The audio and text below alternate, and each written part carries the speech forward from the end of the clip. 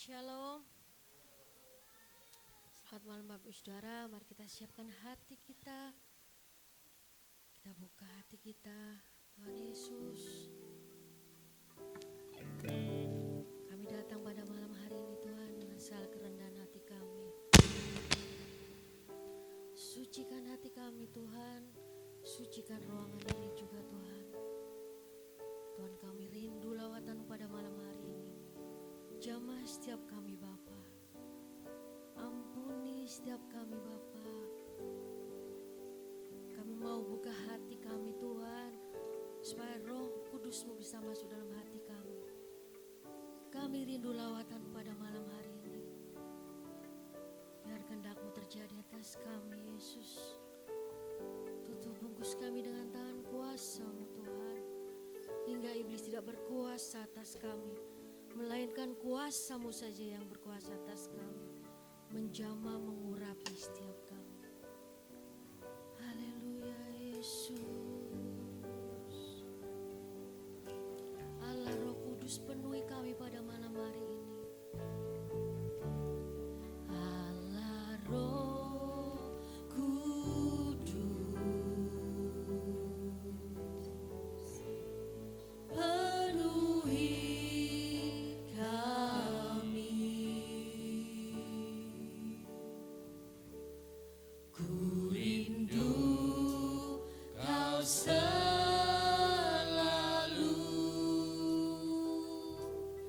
dalam hidupku. Allah Roh Kudus, Allah Roh Kudus, ubah hati kami, ubah hatiku, jadikanku jamalah, ku rindu hadirat-Mu. Kita pujikan dari awal. Saya undang Bapak Ibu Saudara untuk bangkit berdiri. Allah Roh Kudus, penuhi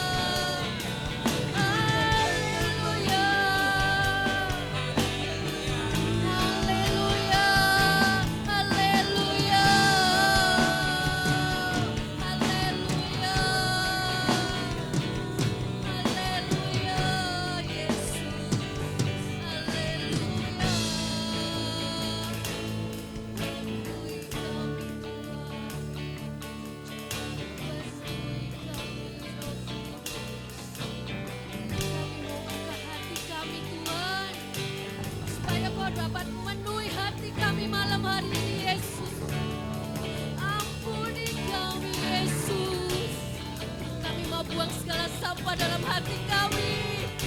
Biar kau berkenan masuk di dalamnya, Yesus. Haleluya. Yes. Jesus, haleluya.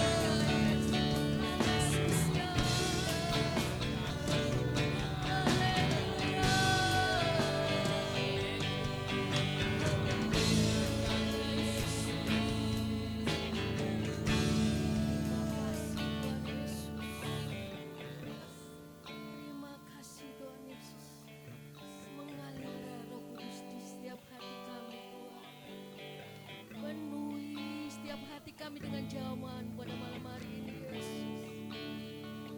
Tuhan Yesus, bila ada yang tidak berkenan di hadapan-Mu, ampuni setiap kami, Bapa.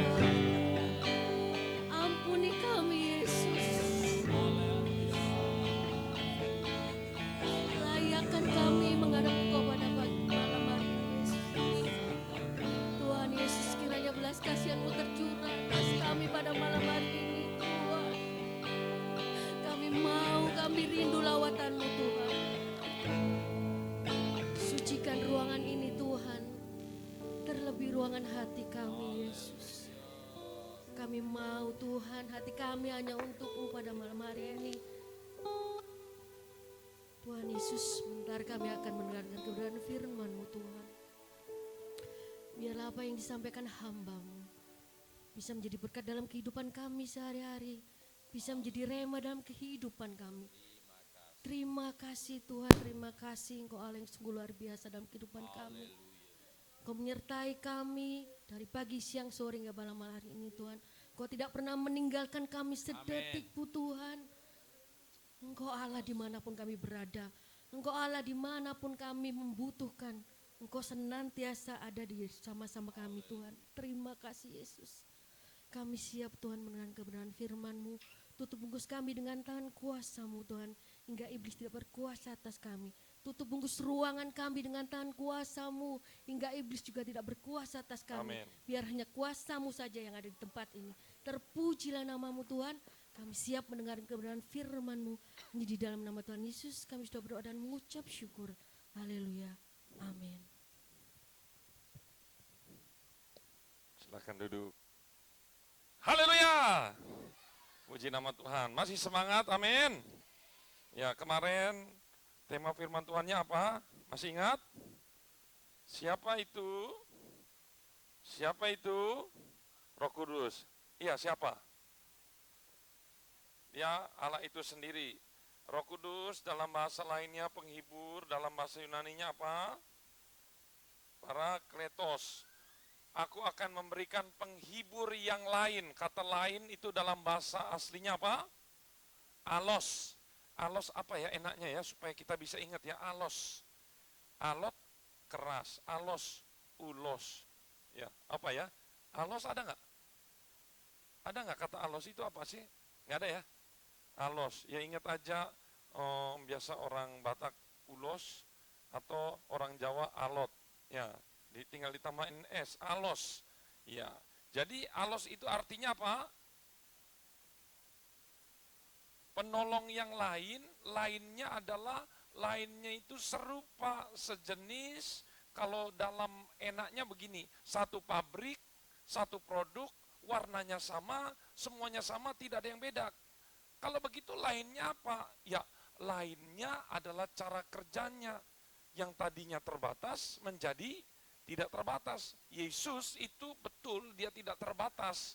Tapi ketika dia meminjam tubuh manusia, dia menjadi terbatas. Terbatasnya Yesus bisa apa? Ketika dia kalau jalan seharian bisa nggak? Nggak bisa, dia harus berhenti. Karena capek. Kalau jalan-jalan pasti membutuhkan apa? Minum, dia haus. Pernah haus nggak Tuhan Yesus? Pernah ngantuk, pernah makan, pernah, itulah keterbatasannya. Makanya supaya dia menjadi tidak terbatas, dia naik ke surga dan dia mengubah cara kerjanya menjadi tidak terbatas. Semua orang dalam waktu yang bersama-sama memerlukan Yesus, memerlukan Tuhan, dia hadir secara real time, ya langsung. Hari ini saya akan bahas yaitu temanya ku perlu pribadi Roh Kudus. Ulangi sama-sama. 1, 2, 3. Ku perlu pribadi Roh Kudus. Saya mau kita semua aktif. Amin. Coba jangan semuanya nggak penting, yang di tempat lain nggak penting. Tolong tepuk-tepuk sini. Konsentrasi. Ayo. Ya, konsentrasi ya. Nah, siapa setuju Yesus baik? Amin. Siapa setuju Yesus murah hati? Amin. Siapa setuju Yesus itu penuh dengan kasih dan pengampunan? Tapi tanpa sadar karena Yesus itu penuh kasih, penuh pengampunan, sehingga tanpa sadar kita memanfaatkan, katakan memanfaatkan. Bahkan nggak sedikit yang suka ngatur, betul? Coba aja dalam doanya. Bahkan kadangkala kita tidak bersikap hormat kepada Tuhan. Nggak tahu, sadar apa nggak sadar. 2 hari ini saya setel lagu yang tadi ya. Itu bagus, saya nggak tahu siapa penciptanya, tapi itu menyayat hati. Itu memang harus saya juga bertobat. Kenapa? Karena seringkali manusia tidak tahu diri, katakan tidak tahu diri. Biasa nih, coba ya, kita tes sama anak kita ibu-ibu. Biasa jajan 5.000, kita tambahin dah 100.000. Gede nggak? Gede. Banget apa enggak? Banget ya. 1 bulan sudah kita kasih, kita potong 50.000. Tadinya berapa uang jajannya? Misalnya 10.000. 50.000 gede kan? Pertanyaan saya, protes nggak? Padahal udah di 5 kali lipat kan? Masih 5 kali lipat kan? Dari 10 menjadi 50 masih 5 kali lipat kan? Tapi biasanya dikasih 100 selama 1 bulan, dipotong setengahnya 50.000. Protes kenapa? Kurang. Padahal harusnya 10 sudah cukup. Tanpa sadar saya dan kita semua di sini tidak tahu diri. Coba senggol kiri kanan, jangan nggak tahu diri. Senggol lagi, jangan ngelunjak. Sudah dikasih jantung, ini peribahasanya. Apa? Masih ingat nggak? Dikasih jantung, minta ampela. Waduh. Ini contohnya apa? Ternyata kita nggak jauh beda dengan bangsa Israel. Mereka nangis-nangis, Tuhan bebaskan saya. Bayangin kalau dikerja paksa itu enak apa enggak? Enggak enak. Makanya Tuhan kerja. Berapa tulah? Berapa tulah kepada orang Mesir? 10 tulah Tuhan sudah bantu. Apalagi Tuhan bantu waktu setelah tulah itu. Mujizat apa lagi? Langit terbelah menjadi laut, betul, sip. Laut terbelah menjadi mustahil nggak? Hebat. Kemudian apa lagi? Perang melawan Amalek. Padahal mereka tukang bangunan, kok ini jadi perang-perangan? Biasa megang cangkul, ini megang pedang, kan nggak bisa. Mereka rasa mereka hebat, padahal mereka bisa menang karena Musa mengangkat tangan kepada Tuhan. Kalau Musa turun, Israel kalah. Jadi dia harus angkat tangan terus karena Musanya capek. Jadi itu kiri kanan dibantu oleh rekannya. Ini bicara mengenai doa. Ya. Terus apa lagi? Ketika mereka lapar, dikasih mana. Mana itu adalah apa? Roti sorga, itu makanan malaikat roti sorga. Bayangin, hebat gak tuh? Bangsa Israel dapat menunya, menu cateringan dari sorga, gratis. Sehat gak kalau dari sorga? Pasti sehat. Kalau malam dikasih tiang api, siang dikasih tiang awan. Tapi apa? Mereka memberontak. Mereka selalu berkata kurang ini, kurang itu. Mereka menjadikan Yesus itu sebagai babu mereka. Jahatnya seperti itu. Tapi kadang orang Kristen itu seperti itu. Sudah diberkati. Satu saat lagi saya berdoa, lagi merenungkan. Tuhan ingatkan saya. Jerry, ingat 12 tahun lalu, 13 tahun lalu. Panggilanmu waktu saya masih ingat di sekolah Alkitab itu namanya ada ruangan besar di lantai 2, itu ada kursi-kursi dari semen begitu. Saya berdoa, Tuhan, saya mau jadi apa? Tuhan, mana panggilan saya? Di situ sama sekali tidak ada apa-apa. Masih kosong. Kayak orang anak muda yang bego, yang pelangap-pelongo, nggak jelas juga masa depannya dan semuanya. Pokoknya udah ya sama, benar-benar nggak ada harapan, mandesu. Saya mengatakan diri saya itu mandesu karena memang waktu itu juga saya baru keluar dari proses yang namanya anak yang di luar Tuhan, baru masuk mengenal Tuhan secara pribadi, tapi saya masih kosong. Tapi kok saya berpikir ya, waktu saya berdoa Tuhan ingatkan, Jerry, siapa kamu waktu dulu? Oh iya Tuhan. Saya pikir waktu dulu saya nggak ada apa-apanya, masih nol, bahkan bukan nol lagi. Saya ngerasa diri saya minus waktu itu. Dan saya bertanya kepada Tuhan, Tuhan saya mau jadi apa? Yesus menjawab, ikutlah aku. Saya ingat sekali, ikutlah aku, ikutlah aku. Dia nggak jawab saya mau jadi apa, tapi ikutlah aku. Nah, kata ikutlah aku itu ternyata sesuatu yang menyenangkan. Kenapa Tuhan ingatkan itu? Saya tarik lagi ke sekarang. Setelah saya punya pelayanan, saya punya rumah tangga, saya punya ini itu dan segala macam, yang menurut saya waktu itu tidak akan mungkin mencapai prestasi sekarang. Betul ya? Tapi, ketika sudah mencapai sekarang, saya mulai seperti ini. Mulai mau ngatur Tuhan, mulai mau ngelunjak, mulai mau minta lebih. Padahal waktu kemarin saya nggak minta pun, Tuhan kasih. Amin. Coba, ya masih anak muda, masih nggak ada masalah ya. Kita masih belum melalui proses yang sangat-sangat krusial. Tapi yang Bapak Ibu sekarang, yang saya ingin tanya, siapakah kita 20 tahun lalu? 30 tahun lalu kemarin. Apakah Bapak Ibu merasa seperti saya? Dulu bukan siapa-siapa dan nggak direken orang dan segala macam. Tetapi waktu itu pun kita nggak punya apa-apa, tapi Tuhan sudah memberi apa-apa kepada kita sampai hari ini. Apakah kita masih punya kepercayaan yang sama seperti 20 tahun lalu? Masih percaya Yesus? Masih berharap kepada Yesus? Atau mulai mengatur-ngatur? Mulai tidak tahu diri? Sudah dikasih 10, masih minta 20?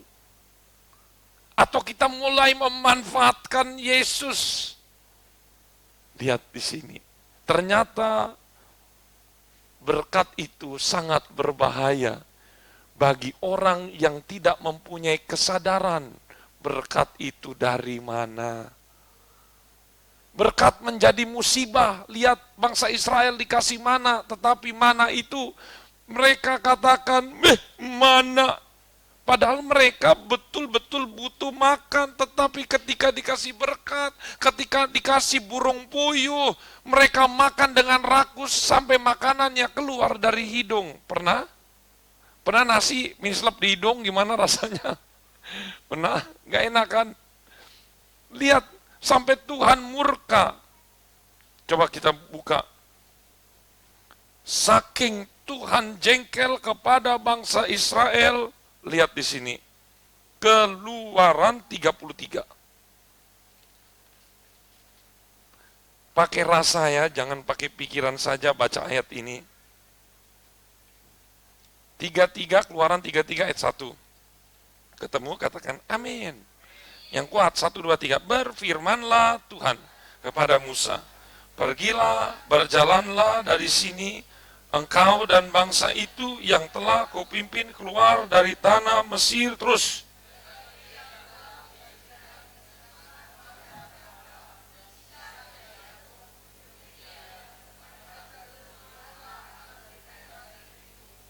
Terus, nih lihat nih.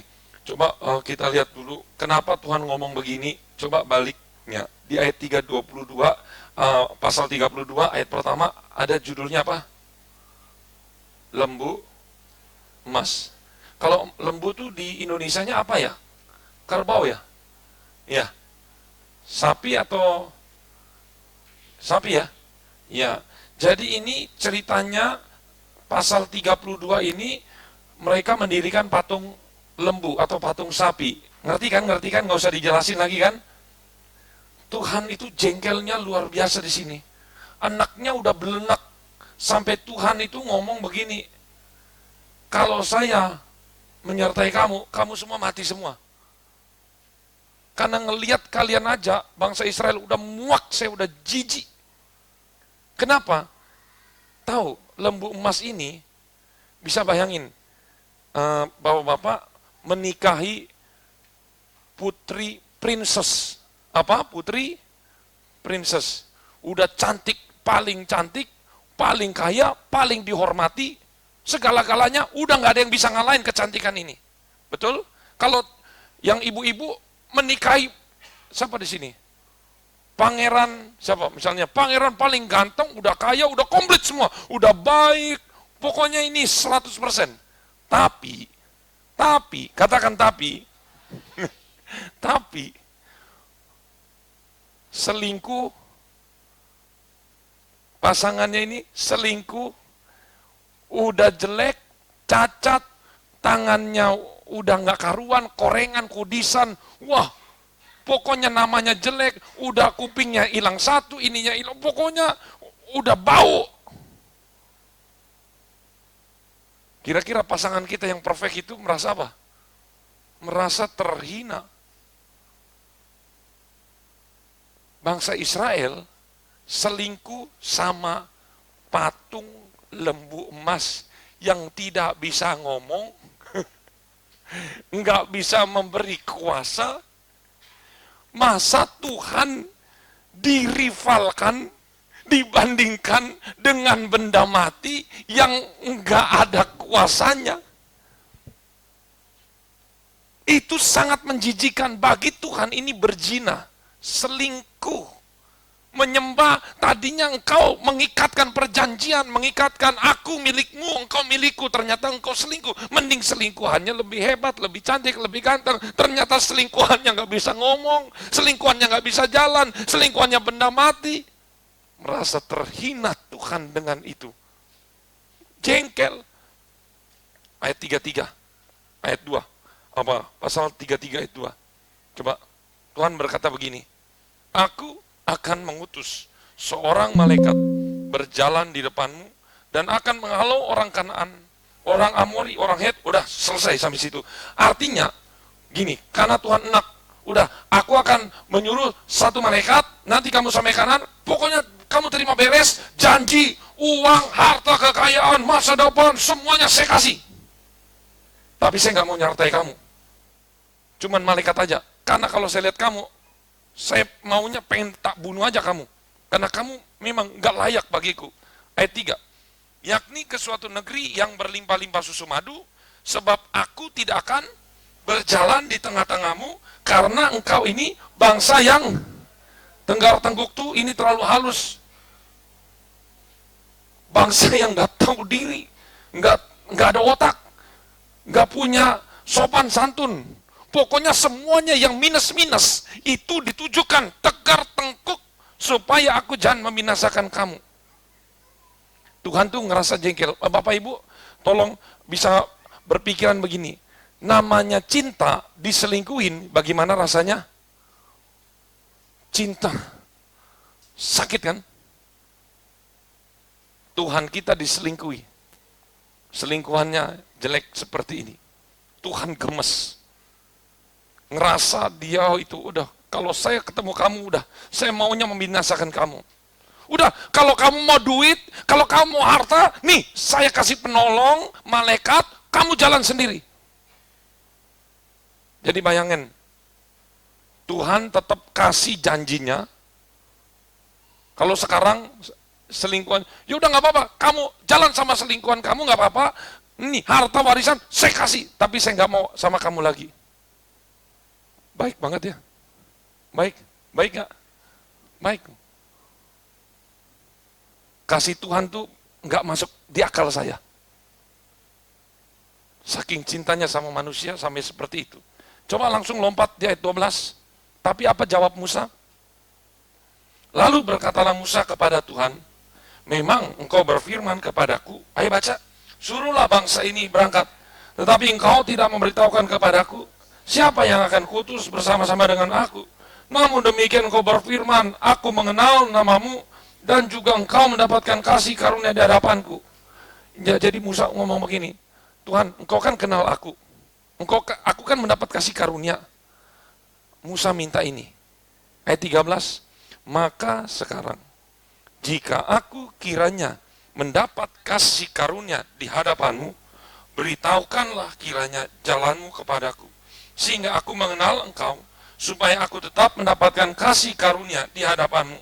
Ingatlah bahwa bangsa ini, umatmu 14 ini yang paling penting. Ini inti puncaknya. Lalu berfirmanlah, aku sendiri hendak membimbing engkau dan memberikan ketentraman kepadamu. Berkatalah Musa kepadanya, jika engkau sendiri tidak membimbing kami, janganlah suruh kami berangkat dari sini. Kalau bangsa Israel maunya harta, maunya kekayaan, maunya warisan, mereka udah dapat belum? Sudah dapat. Tetapi Musa tidak mau mendapatkan itu. Saya yakin kalau bangsa Israel dikasih tahu, pasti, oh ya saya mau. Mungkin kalau Tuhan datang juga, siapa yang mau jadi Kristen, udah beginilah, udah nggak usah capek-capek, kalian nggak usah ke gereja, tapi berkat saya kasih. Kalian nggak usah berdoa, saya kasih berkat. Kalian mau apa aja, nggak usah puasa, nggak usah sembahyang, nggak usah sungguh-sungguh berdoa, mau apa aja, saya kasih. Ayo saya mau nanya, Cong, kira-kira dalam 1 miliar orang Kristen, berapa orang yang ambil? Karena terbukti 10 orang kusta yang disembuhkan, berapa yang kembali? Siji.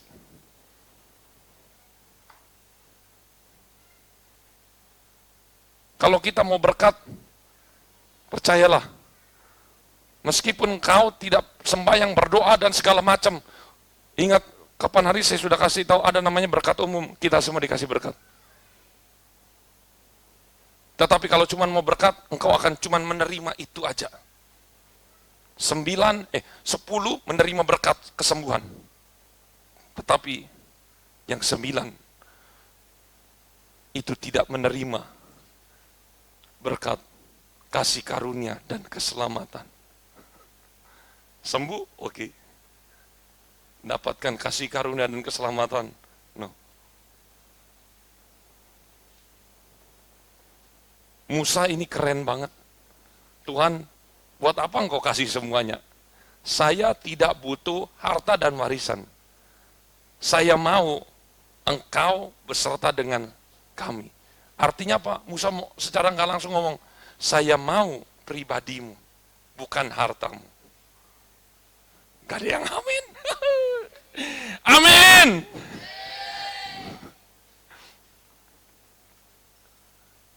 Ketika pacarnya kaya, ditanya, ayo pilih hartaku atau pilih aku. Kalau pilih aku, kamu nggak dapat harta nih. Ketika kita katakan, udah nggak usah harta, kita bisa cari lagi. Saya mau pilih kamu. Betapa bahagianya pasangan itu. Inilah yang dicari Tuhan di akhir zaman. Orang-orang Kristen yang tidak matre, tapi cinta Tuhan, betul-betul dia cinta Tuhan. Kalau engkau kesini cuma mau dapat berkat, saya kasih tunjuk, mending di Gunung Kawi. Karena di Gunung Kawi itu lebih cepat dapatnya, lebih mungkin tidak beresiko, meskipun ada tumbal dan segala macam, tapi ya sudahlah, kalau mau instan, mending di sana. Kalau cari Tuhan karena untuk hanya mendapat berkat, engkau akan kecewa. Karena cari Tuhan itu, yang betul adalah bukan berkatnya, tetapi pribadinya yang kita cari.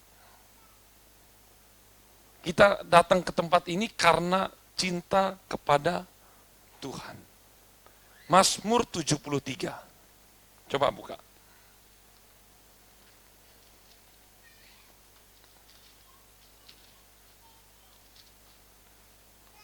Ini adalah sesuatu yang indah. Mazmur 73 ayat 23.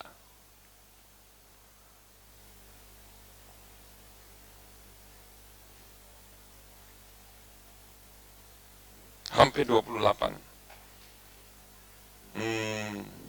Ayat 25 aja. Siapa gerangan ada padaku di sorga selain engkau? Selain engkau, tidak ada yang kuingini di bumi. Ulangi lagi, 1, 2, 3.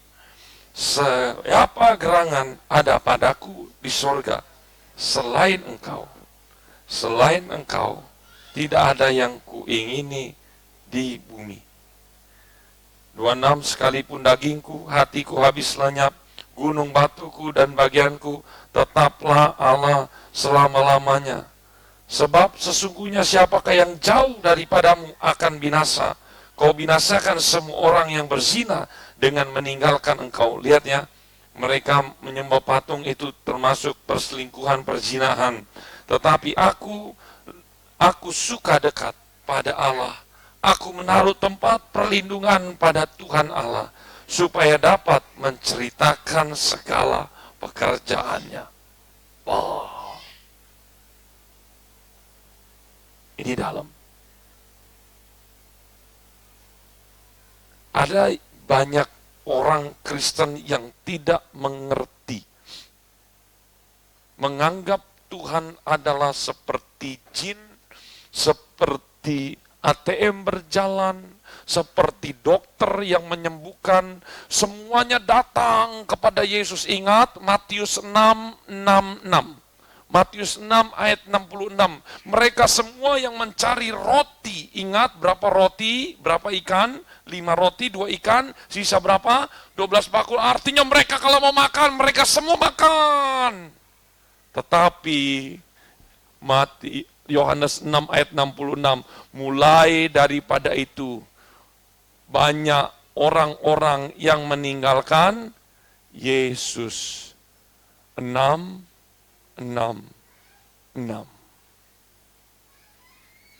Jangan heran kalau nanti 666 antikristus berkuasa. Lihat baik-baik.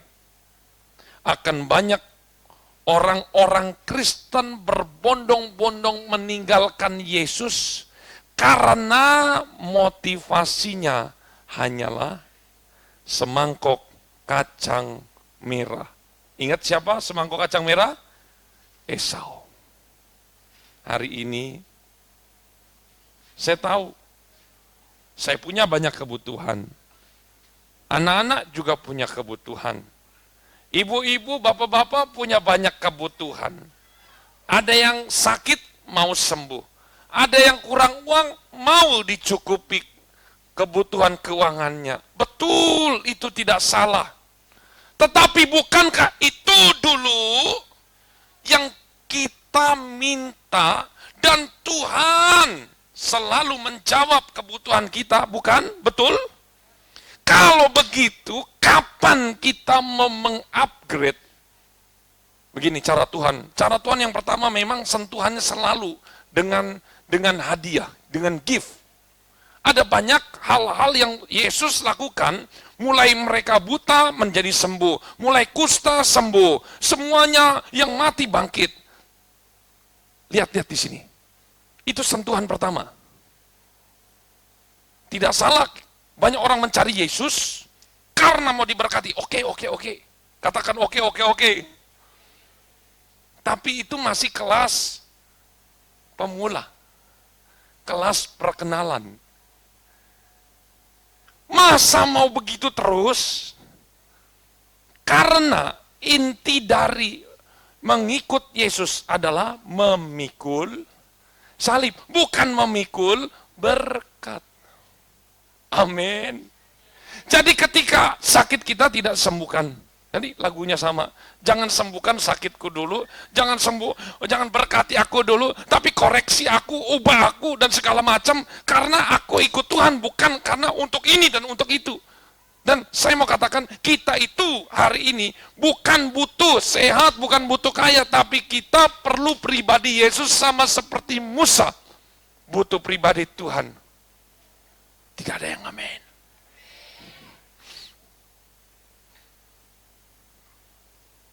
Mungkin ada yang kurang mengerti. Pak, kalau duit mah enak, bisa kelihatan. Tuhan bagaimana? Hari ini saya mau tawarkan sesuatu yang lebih daripada apapun. Saya sudah pernah mengalami dan saya saksi hidup. Ketika saya berjumpa dengan Tuhan, mati pun saya, hari itu saya tidak takut.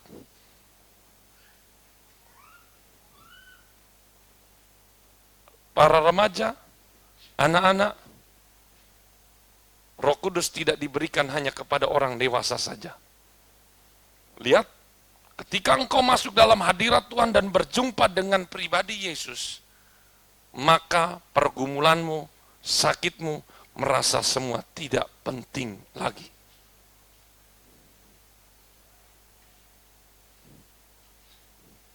Di mana engkau diciptakan, engkau akan tertarik kepada yang menciptakan. Engkau akan tertarik kepada penciptamu. Karena sinar kemuliaan Allah itu sangat-sangat mempesona.